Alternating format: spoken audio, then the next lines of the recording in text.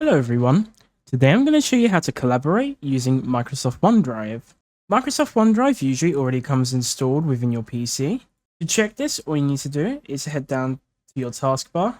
On this up arrow, click on it, and you'll be able to see Microsoft OneDrive here. In order for you to come to this site where I'm at now, you can type in OneDrive and click on the first link, or you can click on your OneDrive here on the bottom right, and then from here, click on View Online.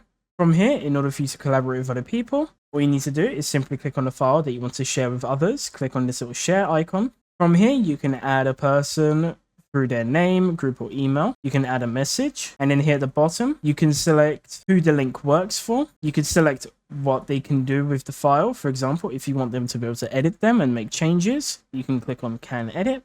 If you want them to just view the file, click on Can View. And then from here, you can set the expiration date of when this person will have access to this file, and also set a password for security. And then click on Apply. And then once you've put in the person's name, you can either send it directly to the person, or you can click on Copy Link and then send it to someone through a link. And that's basically it. If you have any questions, feel free to ask them in the comments below. Thank you for watching.